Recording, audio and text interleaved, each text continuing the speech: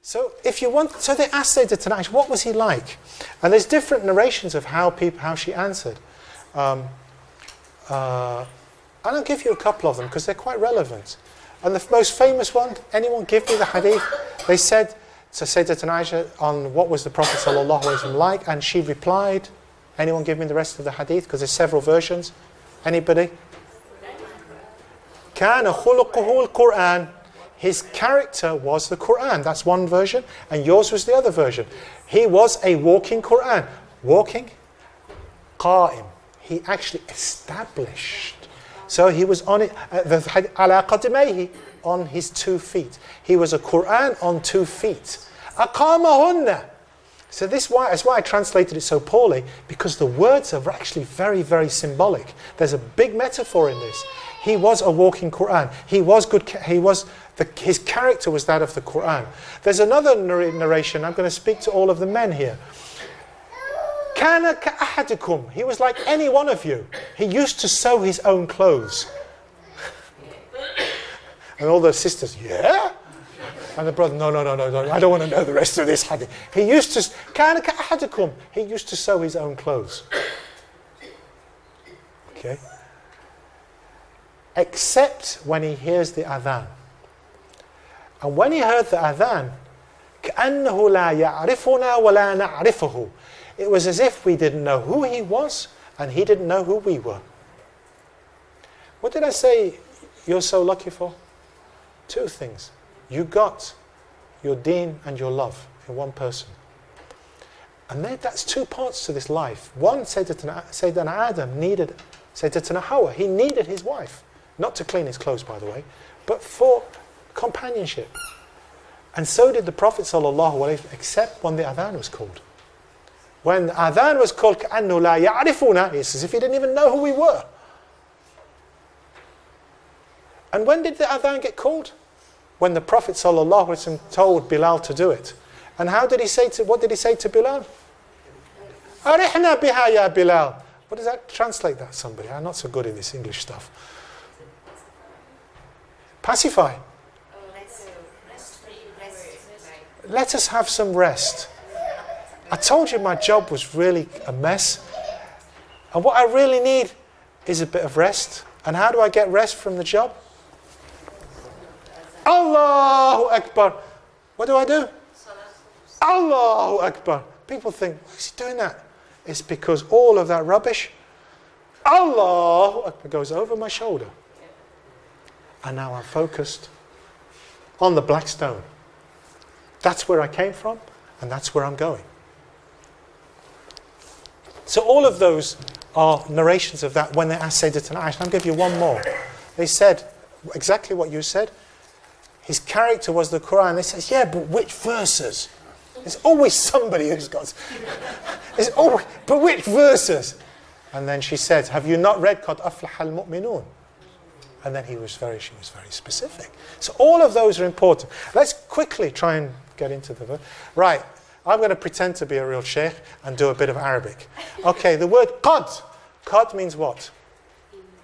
Indeed. No, it doesn't. Actually, it does. It means 2 things. One is ta'keed. Harf al-ta'keed is for emphasis. And the other one is taqreeb, to bring close. To bring close. What does to bring close mean? It means that قَدْ قَامَتِ الصَّلَاةِ. The salah has been established now. You can't say قَدْ قَامَتِ الصَّلَاةِ until the imam is ready. The adhan you call when it's time for the Bilal to bang. What's that in English? Call. That's the right word. Well done. Cool. It's interesting, in South Africa we still say the Bilal khabang because we're Dutch. So we make the word bang into the Dutch past tense by adding kha. Bilal had khabang. See, our roots are from Allah subhanahu wa ta'ala's garden. But we speak in Bahasa, which has become Dutch. But the Bilal had khabang. Why? Because it's time for us to get riyah, peace. Arihna ya Bilal. But Bilal can't call the iqam until it's close. When the imam is ready, qad qamat as-salah. And qad has two meanings. Ta'keed and closeness. Anyway, it has, within closeness we'll talk about another time. Qad aflaha al-mu'minun. Falah. Falah means to cut something. Inna al-hadid bil-hadid yaflah. Only metal can cut metal. That's what the Arabs say.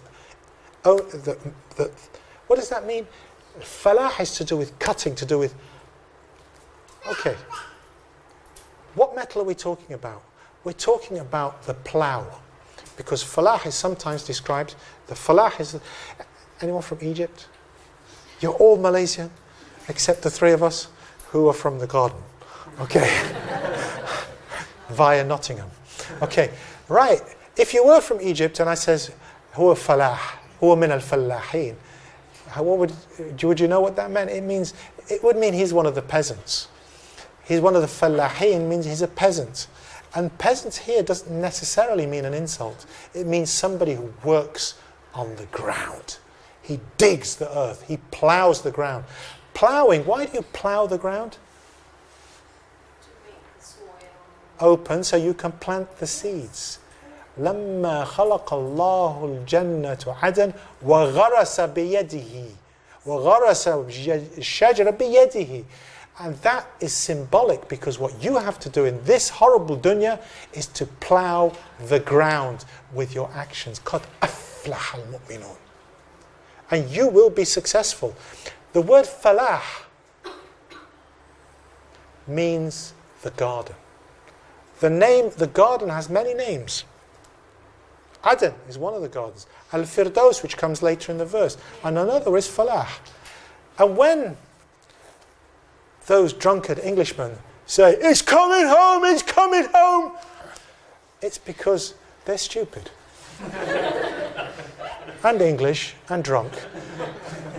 Okay? Not that Scots are racist against the English, but they are. That's why they dance and sing like that. What they should be talking about going home is I'm going home. I am going home. Where am I going? Inshallah, Jannah to Adam. How do you know where you're going? I can tell you. I will tell you. Just give me a minute. You want to know? This is the test to find out how you're going to go. If I say to you, let's go home, I can see a smile. I can see a smile. And I can see people thinking, oh, it's all right. Smile now. Oh, he's smiling. Okay. If I say we're going home, and you honestly, in your heart, understand what I'm saying, then we're about to go together somewhere. It's going home. If I say, come home,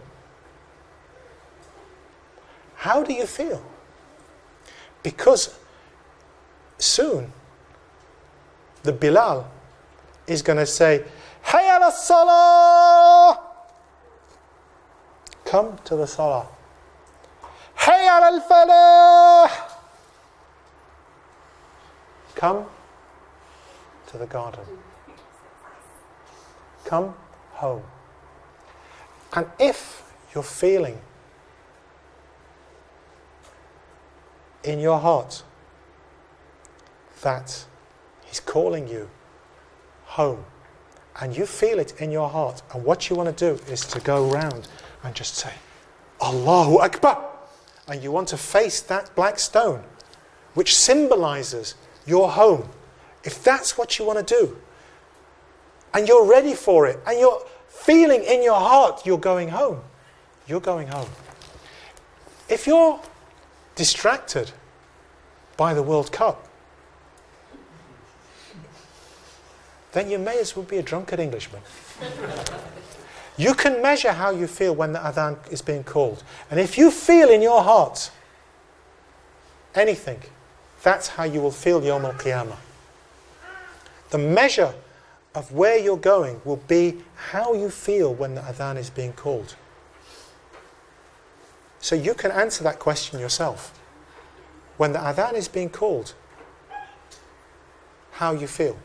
And if your answer is, La hawla wa la quwwata illa billah, there's no power except Allah, I'm going home. That's the measure of where you're going to be. قَدْ أَفْلَحَ الْمُؤْمِنُونَ. You will be successful. قَدْ أَفْلَحَ الْمُؤْمِنُونَ الَّذِينَ هُمْ فِي صَلَاتِهِمْ خَاشِعُونَ. They will be in their prayer خَاشِعُونَ. I don't know how to translate that.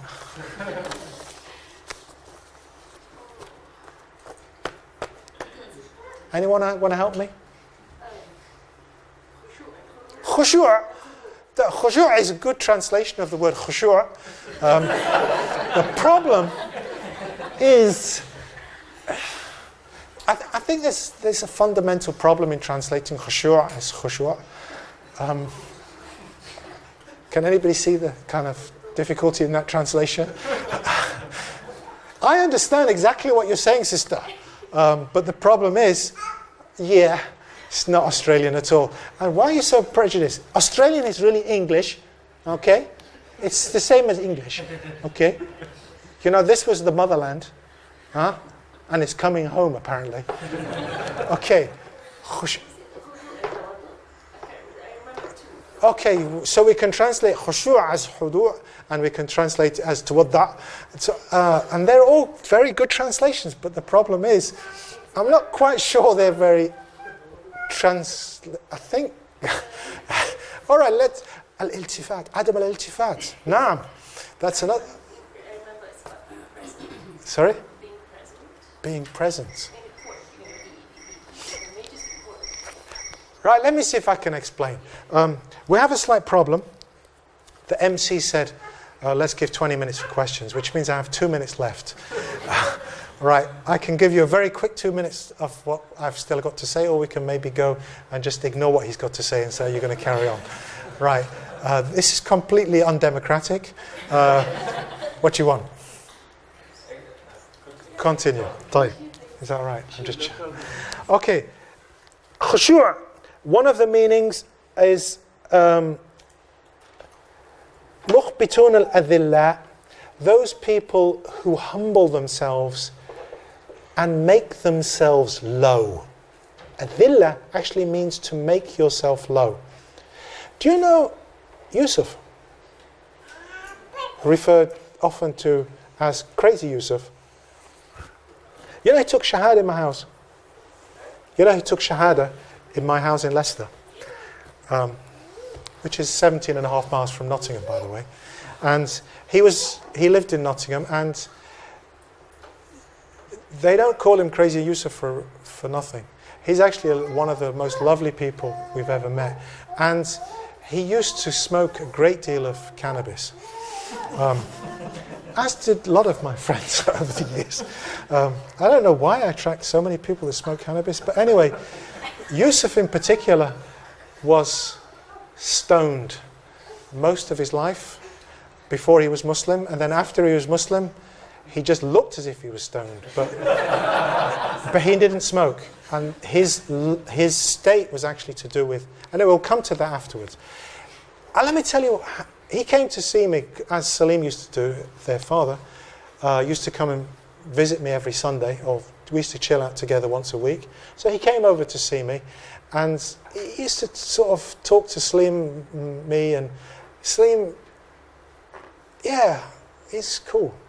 And we talked a little bit, and he says, man, what's that praying business about?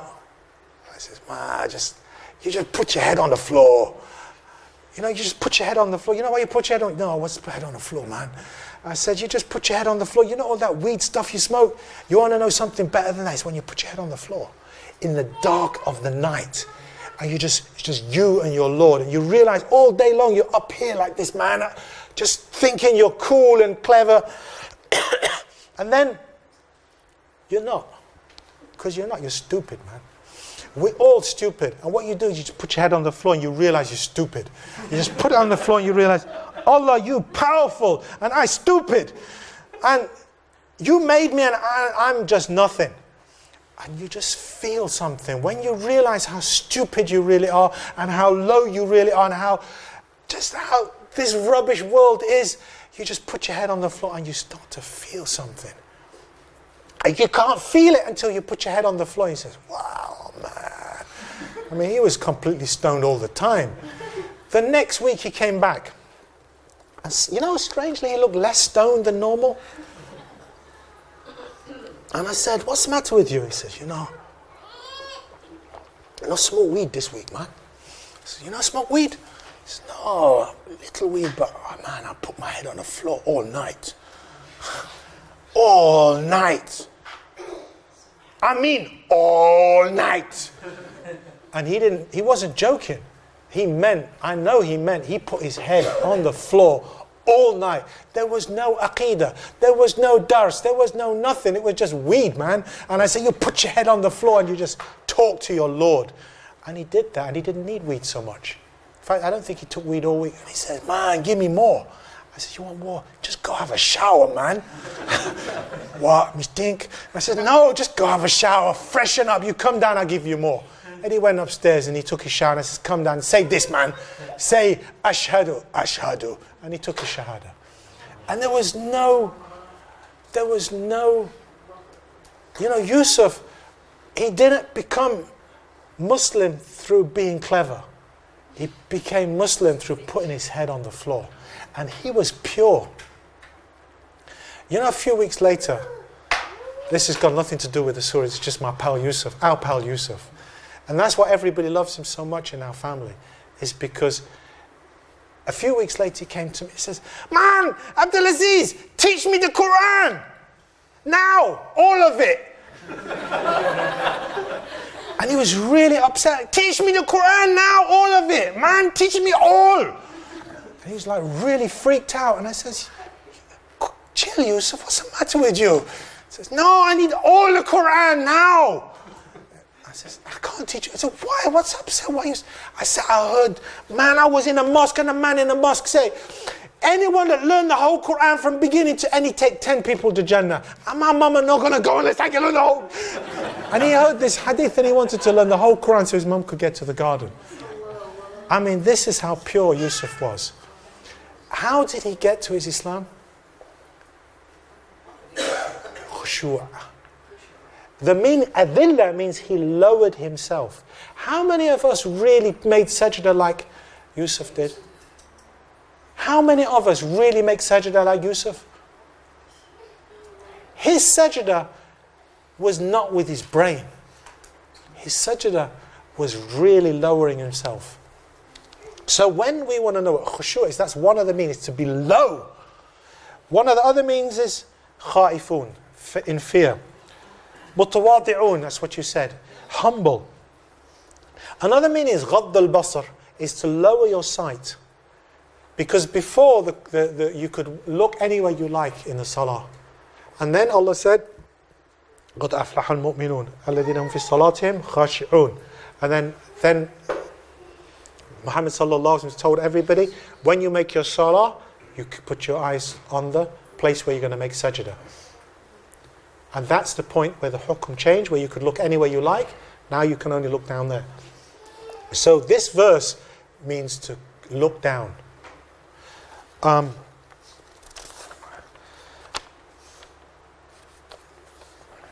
It means adam al-iltifat, not to turn to the left or to the right. That's what khushu' means, not to turn left or to right. Right, there's one thing I know about Malaysians, well, certainly in the Shafi'een among the Malaysians, is there's a piece of research that said the country with the most people who are OCD is Malaysia. I don't actually think it's correct. It's just that the measurements of OCD are not quite accurate and culturally sensitive. So if people always insist on putting their left foot forward when they go to the toilet and right foot when they come out, and they have slippers which are for the toilet, and they have clothes which, then these are all the signs of OCD. And that seems to be what all you lot have. And when it comes to the Qibla, according to Abu Hanifa, you have any prayer within this 90-degree space is valid. So if you pray this way, your salah is still valid. Yeah. But according to Imam Shafi'i, it ain't. It has to be that way.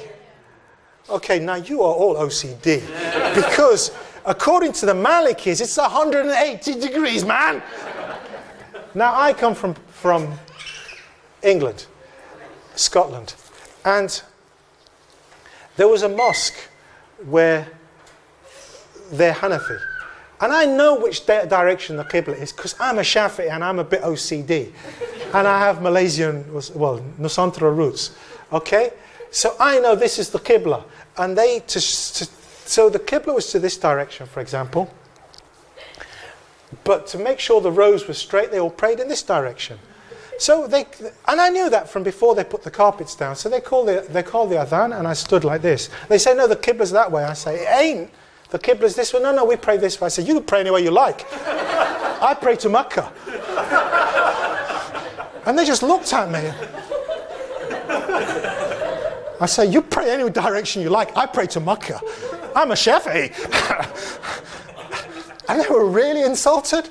I says, anyway, alhamdulillah. What did I say? Adam al-iltifat. You people are OCD. Okay? But how OCD are you? Is it just physical iltifat? Because it's not about the direction you pray. It's about your heart and where your heart is directed. And so that's...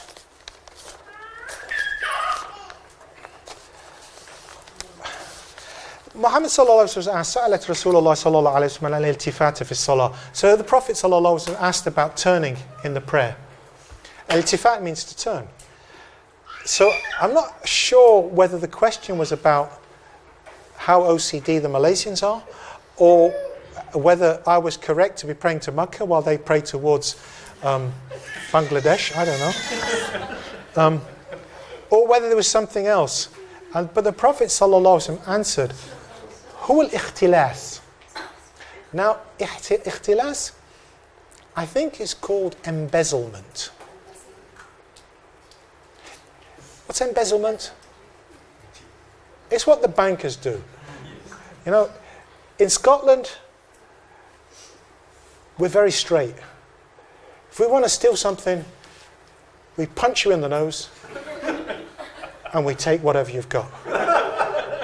This is just the way we do things.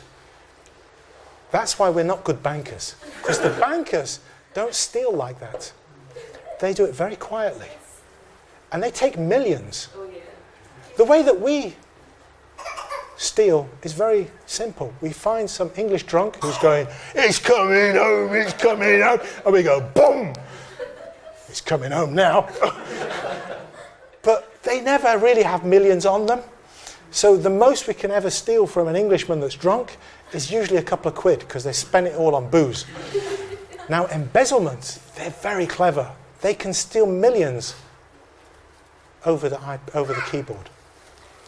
Ihtilas is embezzlement. So al-iltifat, the Prophet sallallahu alaihi wasallam is embezzlement.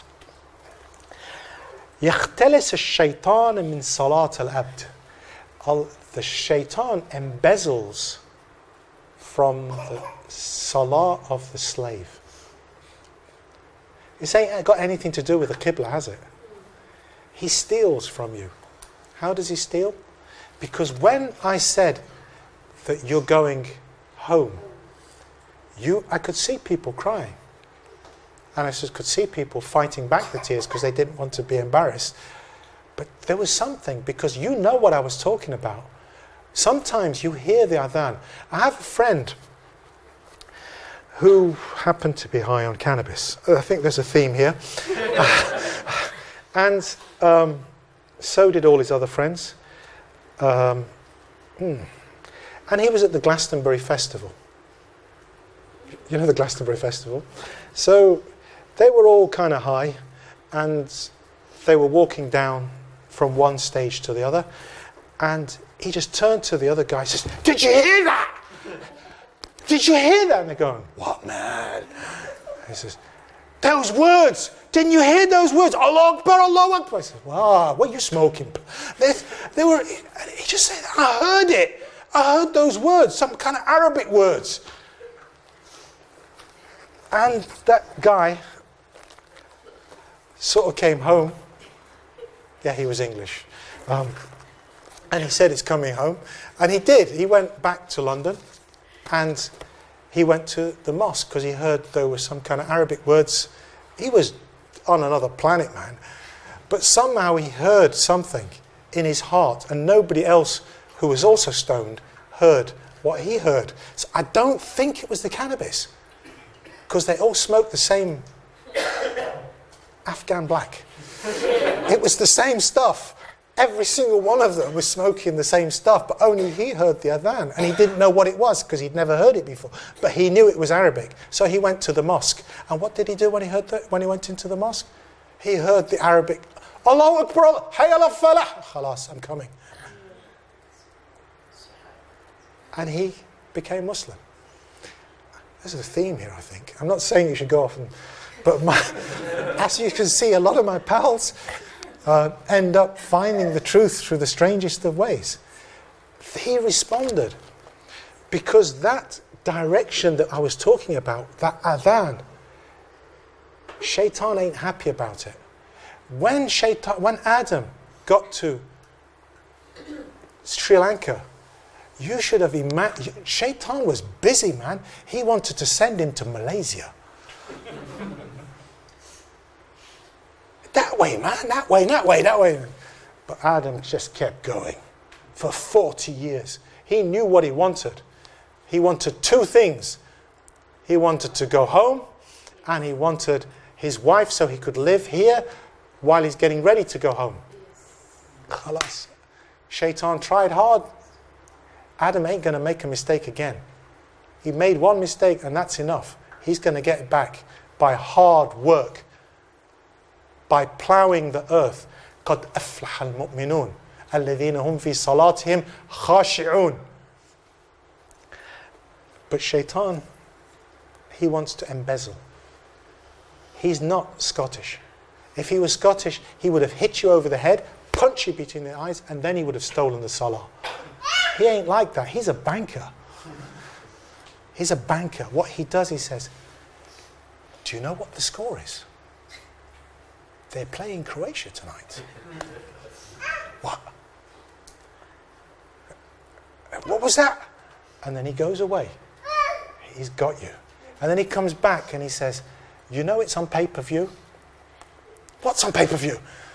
And he steals. And he just keeps coming and stealing, bit at a time. That's al-iltifat of his salah.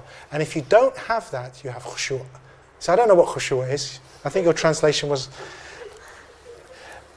the Prophet said, لا يزال العبد مقبلا على العبد ما كان في صلاته. Allah will always face you as long as you face Him.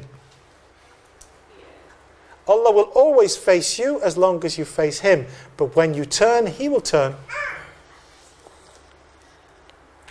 And the Prophet ﷺ says, تَعَوَّذُوا بِاللَّهِ مِنْ خُشُوَ النِّفَاقِ.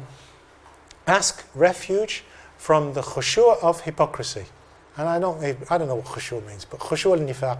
And this is what's khushu' al-nifaq, Ya Rasulullah. قال khushu' al-badan wa nifaq al-qalb.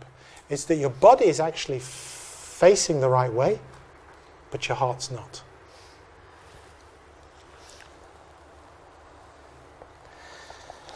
So, قد أفلح المؤمنون الذين هم في صلاتهم خاشعون والذين هم عن اللغو معرضون. And they turn away from laghu. Laghu is everything which is false. والذين هم لزكاتهم فاعلون. And they pay their zakat. Zakat here has two meanings. Why do you pay zakat, by the way? Sorry? Zakat means purification. But it doesn't mean... What's it purifying? Wealth? No. That's one of the understandings, but I don't agree with it. It's the common understanding that the zakat means to purify the wealth. You've got £100, you give 2.5 away, and the other 97.5, that's now clean. That ain't what it means, because Allah subhanahu wa ta'ala says, وَالشَّمْسِ وَالدُّحَاهَا وَالْقَمْرِ إِذَا تَلَاهَا وَالنَّهَارِ إِذَا جَلَّاهَا وَاللَّيْلِ إِذَا يَغْشَاهَا وَالسَّمَاءِ وَمَا بَنَاهَا وَمَا تَحَاهَا وَالنَّفْسِ وَمَا سَوَّاهَا. He's given you 10 oaths over and over and over again. Now Allah, why would Allah swear so many oaths unless what's coming is important? What does he say? وَالنَّفْسِ وَمَا سَوَّاهَا فَأَلْهَمَهَا فَجُورَهَا وَالتَّقْوَى قَدْ أَفْلَحَ قَدْ أَفْلَحَ. Have you heard that before? قَدْ أَفْلَحَ مَنْ زَكَّاهَا. What's the purify what? The nafs. So the zakat is to do with purification of the nafs. You have £100, you give off 2.5, it purifies your nafs from the £100. All of it. Why? I told you my job is rubbish. And I hate it. But I still go. Why? Because I've got bills to pay. You know, flying to Malaysia is not cheap. The only reason I can do that is because I've got a good job that pays me really well to do rubbish things. Huh? Do you see the irony of this? Why don't I? But it doesn't matter, because I can say Arihna ya Bilal, and I can turn around when I hear Qad aflaha al-mu'minun, Allahu Akbar, and I can get rid of all of that rubbish. And because of all of that, actually the job ain't so bad, because I get really well paid. And my wife, Sarah, if you ask her what's he like, sometimes she'll say he's a monkey. Sometimes she'll say other things. And sometimes she says, he treats me well. Because her mother asks, what's he like? He treats me well. And the reason why I treat her well, because I got loads of dosh. I get paid a good salary. Probably more than I could have earned in Malaysia. Because I work in a really horrible job. But it don't matter, because I'm purified from that job. Because it don't mean nothing to me. Because I pay my zakat from that money. And it purifies not the money, it purifies my heart from that rubbish job. Which is why it's not so rubbish after all. It ain't bad. Because if I didn't get a decent job, I wouldn't have seen Alia and Naima. Because they were here in Malaysia. And it costs a bomb to get here. But that don't matter, because that's what my flexible friend is for. That bit of plastic. I can purify myself from that by giving. Giving. So the zakat is about giving. And it's not just because, to be honest, what's probably the most important thing is I got to see my family. That's really the important thing. That's the thing that counts. And this purification means to pull all the rubbish out of what's going on, to realize what's pure. What's pure in this situation. So the only way you can do that is by giving. And I told you I love Naeem, and he's like my son. But one of the reasons why is because he gives so much. And I'm not talking about paying for the beef noodles. Okay? He did pay for the beef noodles because they don't take my flexible friend. And he had ringgit and I had pounds. But that isn't really what I'm talking about when I said he gives me so much. What am I talking about? Do you know, before he came to Madina Institute to bring us here, he actually drove here to check that he knew the way. And he knew we were going to a restaurant to see a friend of mine and his favourite cafe. He went to check those out, and he went to find the nearest mosque because he knew that we'd probably end up having to pray Asr or Maghrib there. Now for me, if he'd bought me 10 bowls of beef noodles, it would not have been as much as he gave me. As he gave me from himself. From himself. From who he is. He gave to me. Now zakat is about giving. But it's not just about money. It's about giving from who you are. From giving from... And that's what's the most important. And alhamdulillah, we can give. And it doesn't have to be money. So, وَالَّذِينَ هُمْ لِزَكَاةٍ فَاعِلُونَ وَالَّذِينَ هُمْ لِفُرُوجِهِمْ حَافِظُونَ. And they protect are about their private parts, their chastity, حَافِظُونَ إِلَّا عَلَى أَزْوَاجِهِمْ أَوْ مَا مَلَكَتْ أَيْمَانُهُمْ فَإِنَّهُمْ غَيْرُ مَلُومُونَ. Except for their wives, it's about your purity in relationships. فَمَنِ ابْتَغَى وَرَاءَ ذَلِكَ فَأُولَٰئِكَ هُمُ الْعَادُونَ. Whoever wants more than just their halal relationships, they're going to end up in a mess. وَالَّذِينَ هُمْ لِأَمَانَاتِهِمْ وَأَهْدِهِمْ رَاعُونَ. And that they fulfill their contracts. وَالَّذِينَ هُمْ عَلَى صَلَوَاتِهِمْ خَاشِعُونَ أي يحافظون. It goes back to the salah. 10 verses, starts with salah, finishes with salah. أُولَٰئِكُمُ الْوَارِثُونَ. They will be the warithun. Warithun, I don't know what the translation is. All I know is in Malay you call it warisin. Huh? And that's where I'll be tomorrow. Warisin Trust. Okay. Warisin Trust. Why is it called Warisin Trust? Who are the warithin? How do you translate it? Somebody translate it into Malay or English. I don't know, because it's not real Malay or English or Urdu. Help me. They are the inheritors. Is that right? Huh? Sorry? Inheritors. Yeah, they have inheritance. Inheritance. So the dad gives inheritance to their kids. They are the inheritors. All right. What do they inherit? You actually have two homes, let me tell you this. All right? I said that Adam was created. When you were created, Allah created two homes for you. Okay? One in the garden. And we know about that because that's what we've been talking about. The other one isn't. And I'm not even going to tell you where it is because you know. There's one in the garden and there is one that isn't. I'm just saying, no, don't go on Isra wal Miraj. I'm telling you where your home is. I'm saying there are two homes, one in the garden and the other one isn't. Okay? How many homes do you need in the next world? One. Good. So you only need one. Good. And I hope it's the one in the garden. Say Ameen. Ameen. What's going to happen to the other one?